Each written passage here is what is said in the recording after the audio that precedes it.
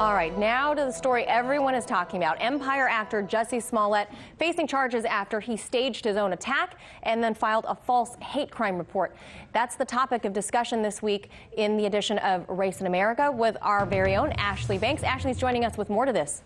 Jussie Smollett, once a rising star, now someone who could face time behind bars. Chicago police believe Smollett, an actor on Fox's hit show Empire, staged an attack in downtown Chicago on January 29th with two other men because he was unhappy with his salary and wanted to promote his career. Police opened an investigation and arrested two brothers who then informed police they were paid $3,500 by Smollett to stage the attack. Smollett was then charged with disorderly conduct for filing a false police report, which is a Class 4 felony in Illinois. Shortly after the incident, President Trump said it was a shame what happened to Smollett, but he then changed his tune after Smollett was arrested, taking to Twitter to say, quote, "Jussie Smollett, what about MAGA and the tens of millions of people you insulted with your racist and dangerous comments?" Smollett's actions have angered many in both the black and gay communities. Some say this will make it harder for those who are actual victims of hate crimes. Joining me now to talk about all of this is Reverend Gregory C.L. Livingston with the Coalition for the New Chicago. Thank you so much for joining me. Now, I want to start with this. It's been reported that about 24 detectives, they were assigned to the Smollett case soon after he told his story in January. Some 18 people were killed in Chicago. Now, what does this say about the police department and the way they've handled this case or other cases? You know, I have been one that has not been shy about being critical of policing in Chicago and even contextualizing it in terms of the black community versus law enforcement in the city of Chicago and the nation, actually, because blacks have never had any kind of real positive relationship with law enforcement because of the way that black folk got in this country. And then we also have the backdrop, Ashlee, of this Laquan McDonald, Jason Van Dyke case for the past 5 years, and it's been a struggle, it's been a fight, and we have some kind of victory, and we're still working in terms of this police officer being convicted for the murder of Laquan McDonald. And so when this happens with Smollett, this is tragic. It's very tragic because we're working hard, and we see that the Chicago detectives can find the truth. But I have to be honest with you, I'm glad they did, but we need more detectives, and that's a matter of political will, because the homicide clearance rate here is the lowest of any major city in the country at 17%, and I believe 8% for blacks in terms of the homicide clearance rate.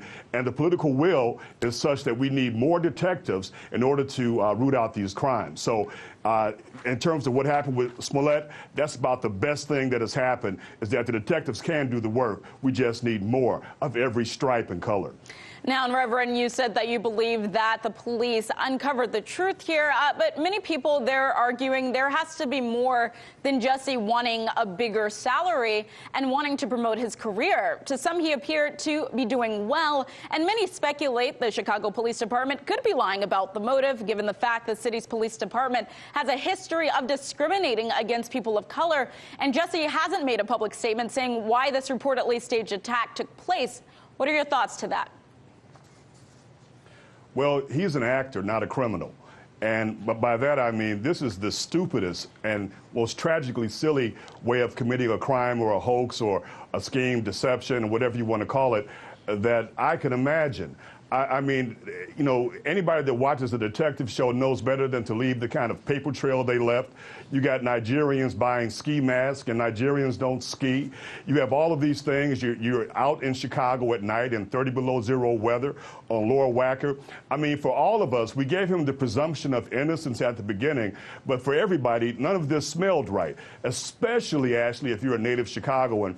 You know, if this had been on the south side or the west side, it would have been totally incredulous, unbelievable. Now, there are some neighborhoods you can go to that this might happen, but I can just about guarantee you there are no racists walking around Streeterville with nooses on their persons at 2 a.m., 3 a.m. in the morning in 30 below zero weather. So that makes it ludicrous and tragically silly, because this young man had a real disconnect. He was socially blind, socially deaf.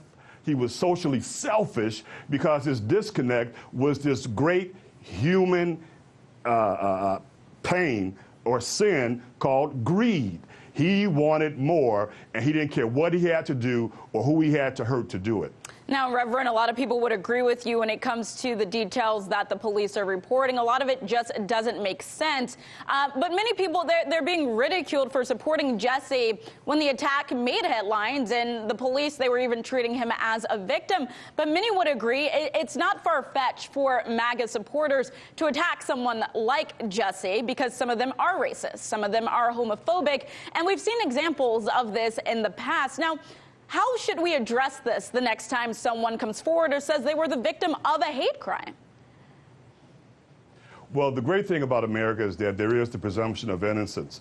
And because Jussie's fans who are straight, gay, black, white, red, yellow, brown, rich, poor, and I'm not an Empire addict or anything like that, but we all supported him and we gave him the presumption of innocence. But again, I'm not a court officer. We have an opinion, and we could say, but Jussie, this doesn't smell right.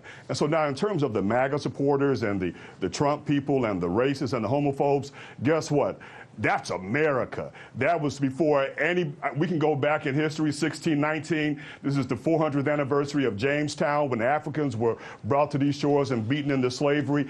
That is America's eternal problem, and we must remain vigilant. And what I don't want to happen is that the damage caused by this hoax to reduce the ability of individuals who are really experiencing real hate crimes to have the powers of government, of law enforcement extended to them, and the resources. That's why his punishment, if he is guilty, Ashlee, has to be harsh enough to be a deterrent to other individuals who might want to use this as a way of accomplishing or achieving whatever objectives they might have. And Reverend, there are a lot of people that would agree with you there, and he could face up to 3 years in prison if he is found guilty. We're going to have to leave it right there. That was Reverend Livingston. Thank you so much. I'm Ashlee Banks. Follow me on Twitter at Ashlee M. Banks.